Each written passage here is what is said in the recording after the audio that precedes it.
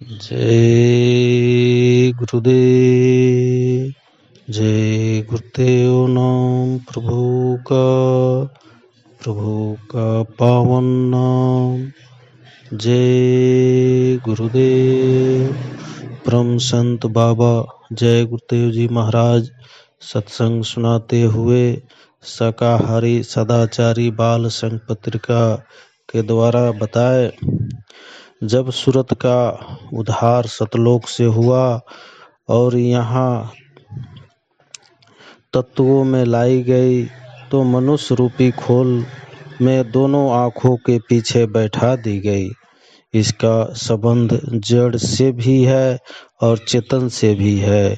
चेतन से इसका संबंध पूरा है, पर जड़ में इसका प्रकाश फैलता है। हमेशा यह शुद्ध और पवित्र रहती है। इसीलिए पहले जब कर्मों का विधान नहीं था, तो समय पूरा हुआ तो ये वापस अपने घर लौट गई। निरंजन भगवान ने देखा कि इस तरह से तो सारी सूरतें निकल जाएगी, इसीलिए कर्मों का विधान बना दिया और सारी जिम्मेदारी आपको सौंप दी गई। आप अच्छा करो बुरा करो, या अच्छा बुरा दोनों खत्म करके पार चले जाओ, ये आपके ऊपर है। लेकिन अच्छे बुरे कर्मों का फल भोगने में आप परतंत्र है। इसकी सजा वो देश देगा, फल वो देगा। पर अच्छे बुरे कर्म करते करते इतना पर्दा आपको सूरत पर जमा हो गया कि उसकी रोशनी नीचे दब गई। चेतन के संबंध टूट गए। वैसे चेतन हरदम गुंजायमान होता है, धुन कभी बंद नहीं होती। लेकिन पर्दा पड़ जाने के कारण सूरत इससे दूर हो गई।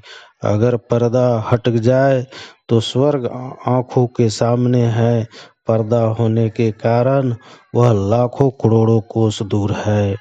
महात्माओं की किताबें समझ में न आए तो उल्टा ज्ञान होगा। किताबें समझ लिया तो सिख ज्ञान। बिना महापुरुषों के कर्मों का बोझा जीवात्माओं पर से हट नहीं सकता, और बिना भजन के सफाई नहीं हो सकती। आप तरह तरह की तकलीफें लेकर आते हो। जब कहा कि दवा करो तो फौरन बात काट देते हो कि दवा तो बहुत किया, तो दवा करने के बाद क्यों आए। पहले आकर पूछते और बाद में जब कहा जाए तो वह करो, लेकिन बात काट देते हो। शादी करने के लिए आते हो, सब बातें तय कर लेते हो, फिर पूछते हो कि करे कि न करे। पूछना है तो पहले पूछो। जब सब तय कर लिया तब पूछते हो क्या हो करो। बात काट देते हो। तुम्हें आशीर्वाद लेना भी नहीं आता, आशीर्वाद रखना भी नहीं आता। जय गुरुदेव। यह संसार झाड़ और झंखाड़। महापुरुष ने कहा है कि ये संसार सतलोक के फेंका हुआ कूड़ा कचरा है। इस कूड़े कचरे से निरंजन भगवान ने मृत्यु लोक मंडल को अनेक रंगों में सजा दिया, जीवात्माओं को फंसा दिया, उलझा दिया, और इस सीमा तक उलझाया कि वे अपना अस्तित्व भूलकर इस संसार में भटक रही है। वो ऐसा जादूगर निकला कि आत्माओं के विशाल चेतनता को कम करते करते इस सतह पर ला दिया कि अब इनको अपनी ताकत, अपनी शक्ति, अपने प्रकाश पर भी विश्वास न रहा। इस संसार से उबरने के लिए जीवों ने बड़ी कोशिश की, कठोर तप किया, धूप सहा, आग पानी सहा, उल्टे सीधे टंगे, अन्न जल छोड़ा, हजारों साल इसी अवस्था में पड़े रहे। लेकिन इस संसार का एक हल्का झोंका उनको लगा तो उनकी सारी तपस्या उड़ गई, सारा ज्ञान बह गया और फिर वह इसी कूड़े कचरे में गिर गए। जो योगी नहीं, तपी नहीं, आत्मज्ञानी नहीं, उन्होंने इस संसार को दूसरे नजरिए से देखा और कहा कि कहते हैं संसार सपना है, लेकिन ये सपने का संसार कितना हंसी है। वो अपने नजरिए से इस संसार में सुख की तलाश करने लगे, ये जानते और समझते हुए भी कि सब सपना है। ऊंचे ऊंचे महल अटारियों में सुख की तलाश की, राजपाट में सुख की तलाश की, फौज फाटे जमीन जायदाद धन संपत्ति में सुख की तलाश की, घर परिवार नाते रिश्तों में सुख की तलाश की, खाने पीने देखने सुनने चारों दिशाओं में घूमकर सुख की तलाश की, लेकिन मिला नहीं कुछ। सपने का संसार, सपने के संसार की मृग तृष्ण जीवों को भागाती रही, दौड़ती रही। इसमें नाम नादान बचपन निकल गया, किशोर अवस्था गुजर गई, उत्तेजित जवानी का जोश ठंडा हुआ और वृद्धावस्था की दस्तक सुनाई देने लगी और अगला कदम कब्र की ओर, शमशान घाट की ओर बढ़ता दिखाई देने लगा। पिछले जीवन का हसीन संसार सचमुच एक सपना बन गया। सच्चाइयों ने मुंह मोड़ लिया, अपना शरीर ही जवाब देने लगा तो दूसरों का रोना क्या रोया जाए। अब झिकना और क्रम ठोकना, इसके सिवा कुछ नहीं बचा। और जब शरीर टूटा तो जैसा कर्म किया वैसा फल भोगने के लिए ये जीवात्मा तमाम योनियों एवं नरकों की अनंत यात्रा पर निकल गई। स्वर्ग वैकुंठ के सुखों की ओर भोगने के लिए चली गई, लेकिन आवागमन नहीं छूटा। ये बात अगम है कि वो अनंत यात्रा कब समाप्त हो, कितने युग निकल जाए, कितने पुण्य संचित हो, तब कहीं जाकर फिर अनमोल मनुष्य जीवन का सुनहरा अवसर मिले। अच्छे बुरे कर्मों से अलग होकर अपनी आत्मा की उसके सच्चे घर में पहुंच जाने का इसीलिए संतों का अवतरण हुआ। पहले संत कबीरदास जी आए, उन्होंने अपना परिचय दिया। धूर घर के हम ही हैं भेदी, लाए हुकुम हजूरी। वह हजूरी हुकुम आत्माओं के ले जाने का, उनको उनका ज्ञान कराने का था कि वो है क्या, वो अंश किसकी है, उनकी शक्ति कितनी है, उनका प्रकाश कितना है। लेकिन कर्मों के दलदल में फंसी जीवात्माएं ये नहीं समझ सकी कि महापुरुष उनको उन्हीं का सच्चाई हत्ता रहे हैं। वे भड़क गई, लड़ गई, विरोध कर बैठी और संतों के उपदेशों को सुनना नहीं चाहती थी। लेकिन कबीर साहब ने जो शुरुआत की उसे उन्होंने बंद नहीं किया। हर तरह की मुसीबतों का सामना करते हुए जीवात्माओं की जगाने का अलग जगह रखा और तब से संतों के आने का सिलसिला निरंतर चलता रहा है। और बाबा जी के शब्दों में ये तब तक चलेगा जब तक धरती पर एक भी जीवात्मा रह जाएगी।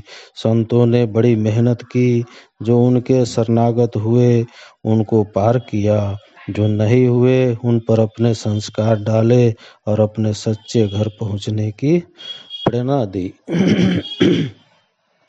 बाबा जय गुरुदेव ने संतों के इस अभियान को उसकी पराकाष्ठा तक पहुंचा दिया। उन्होंने कहा कि भले ही यह कचरे का संसार है, यह नश्वर मानव शरीर है, ये सपने के सुख दुख है, फिर भी अगर महापुरुष मिल जाए तो साधना करने का स्वर्ण अवसर है। आत्माओं को उनके घर पहुंचाने का शुभ समय है। दुनिया में अपने काम करो अपनी जिम्मेदारी निभाओ, जिम्मेदारियों से, अपने कर्तव्यों से मुंह मत मोड़ो। इसी में समय बचाकर अपनी जीवात्मा का कल्याण कर लो।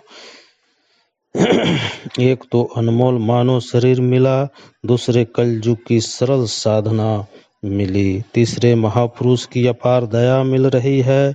जिसने इसका फायदा उठा लिया उसका लोक परलोक दोनों बन जाएगा। बाबा जय गुरुदेव ने तो सुरत शब्द की साधना को सरल से सरलतम कर दिया।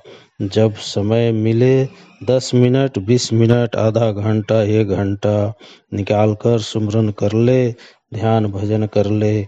और जब सत्संग का समय मिले कभी मौका ना चूके। जय गुरुदेव। क्या आपको पता है कि विधि के विधान के अनुसार 84 लाख योनियों, कीड़े मकोड़े, जानवरों, पशु पक्षियों के शरीर के कर्म साजा भोगने के बाद जीवात्मा गाय और बैल की योनि में आती है। स्त्री गाय बनती है और पुरुष बैल बनता है। मनुष्य शरीर के आने के पहले गाय और बैल का शरीर प्राप्त होता है। ये आखिरी भोग योनि है। अपने समय से मरने पर उन्हें नर्तन प्राप्त होता है। अगर इन गाय बैलों को अपने समय से मरने न दिया गया और 20 वर्ष की आयु लेकर जन्मे गाय बैल को 5 वर्ष पहले ही काट दिया गाय और अपनी मौत मरने दिया गया तो वह उनकी अकाल मृत्यु हुई। अकाल मृत्यु से जीवन प्रेत योनि में चला जाता है और वायु शेष बची होती है। उसी प्रेत योनि में भोग कर पूरा करता है। प्रेत का मुख सुई के नोक में जो छेद होता है उससे भी छोटा होता है। पेट बड़ा होता है। वे ठीक से न खा पीते हैं और न पीते हैं। वे कष्ट में चिल्लाते फिरते हैं और लोगों को पकड़ते हैं और परेशान करते रहते हैं। स्वभाव चिड़चिड़ा हो जाता है और भोग खत्म होने पर मनुष्य तन में जब बच्चे पैदा होते हैं तो स्वप्न चिड़चिड़ा रहता है, उदंड रहता है। माँ बाप का कहना नहीं मानते, लड़ते झगड़ते रहते हैं। जय गुरुदेव। जय गुरुदेव। जय गुरुदेव। नाम प्रभु का। महात्मा जैसा कहे वैसा करो तो शुद्ध विचार होंगे, शुद्ध क्रियाएं होगी और तब भजन बनेगा। मेहनत की, ईमानदारी की, रोजी रोटी से भजन बनता है। आज सारी व्यवस्थाएं अस्त व्यस्त हो गई है। यह ठीक है कि आगे आने वाले व्यवस्था को ठीक कर देंगे, लेकिन तकलीफें भी आ रही है। तुमने अपना विश्वास खो दिया कि ईमानदारी की कमाई में पूरा नहीं पड़ेगा। मेहनत की कमाई, ईमानदारी की कमाई शुद्ध कमाई होती है, उसमें बरकत होती है और सब पूरा पड़ा जाता है। सच्चा विश्वास फलदायक है। अपने भाग्य पर भरोसा करो, भगवान पर भरोसा रखो, अपने आप पर विश्वास करो, उसमें बरकत मिलेगी। तुमने विश्वास खो दिया, ईमानदारी खो दी, बरकत छिन गई। पहले कहा जाता था कि काश्तकारों ईमानदार होता है, अध्यापक का काम सबसे ईमानदारी का है। अब वहाँ भी बेईमानी हो गई, इसीलिए सब लोग दुखी हो गए। एक एक बात याद रखो तो धोखा नहीं खाओगे। जब जैसा समय आएगा बात याद आएगी। दिल में जख्म हो जाए तो मरते वक्त तक नहीं निकलता। दवाइयाँ क्यों नहीं असर करती? क्योंकि तुमने अपने शरीर में जानवरों का खून मिला लिया। 80% जानवरों का खून, 20% मनुष्य का खून रह गया। डॉक्टर दवा तो ठीक देता है, लेकिन इंसान के खून के मुताबिक है। जानवरों को दी जाने वाली दवाइयाँ कड़ी होती है, इसीलिए डॉक्टर जो दवा देता है वो तुम्हें असर नहीं करता। और जानवरों की दवा अगर दे दी जाए तो तुम बर्दाश्त नहीं कर पाओगे, मर जाओगे। जय गुरुदेव।